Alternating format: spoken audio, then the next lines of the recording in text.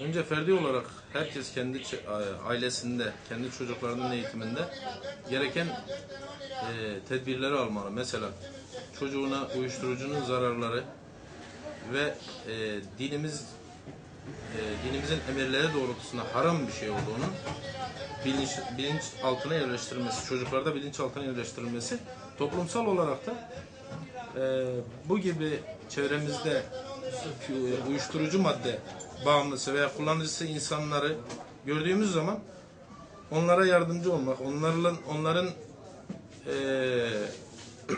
tedavi görebilecekleri bir yere yönlendirebilmek. Devletin de bu tip insanları uyuşturucudan kurtarabilmek için daha çok kamusal uygulamalar, mesela reklamlar, kamusal uyarılar, duyurular falan yapıp toplumdaki bu illeti söküp atmaya, el birliğiyle söküp atabilmeliyiz diye düşünüyorum. Az önce söylediğim gibi aynı şekilde çocuklarımıza uyuşturucunun kötü yanlarını, uyuşturucu kullanan insanların ne durumlara düştüğünü örneklerle gösterebilmeli ve dinimizce yine haram bir şey olduğunu, Allah'ın kesinlikle yasaklamış bir şey olduğunu çocuklarımıza öğreterek, anlatarak çocuklarımızı bilinçlendirmeliyiz ve bu hususta kendi arkadaş çevresinde kullanılan arkadaşları da varsa eğer onlardan uzaklaşmalarını sağlamalıyız çocuklarımızın. Toplumsal olarak ilk önce devletin bu konuya el atması lazım. Devletin kamu kurumlarıyla birlikte bakanlıktır. Bildiğiniz gibi Aile ve Sosyal Politikalar Bakanlığı vardır. Bu konuları üzerinde durması lazımdır. Ayrıyeten de Eğitim Bakanlığı'nın ilk başta bu konulara el atması lazım.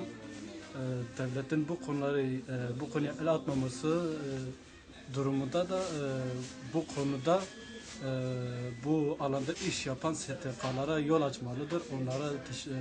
Onları teşvik etmelidir. Onların önünü açmalıdır.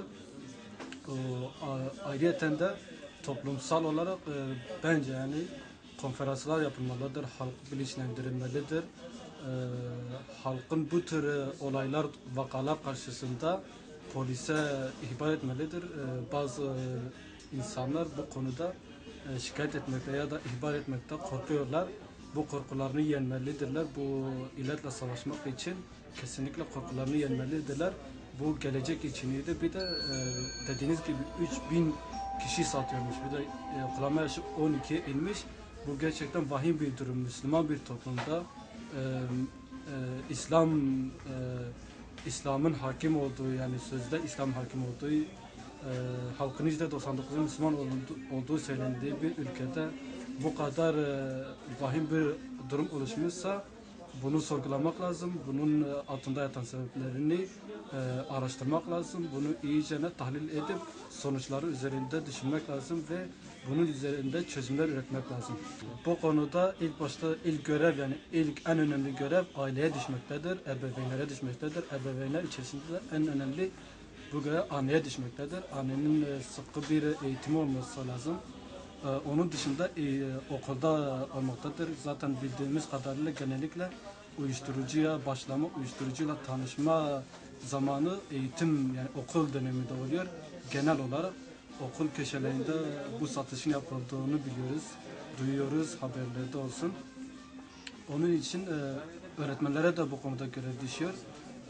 Ayrıca az önce dediğim gibi emniyetin de okul çevresinde bu uyuşturucu satılmasını engelleme yönelik tedbirler almalıdır.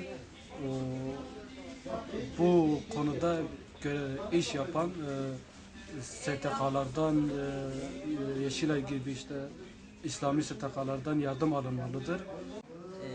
Bugünkü gençlerin İslami bir eğitimden geçmemesi ve ailelerin de kontrol etmemesinden dolayıdır. Bundan dolayı ailelerin daha eğitimi alabilmeleri için ailelerin de daha doğrusu eğitim alması gerekiyor.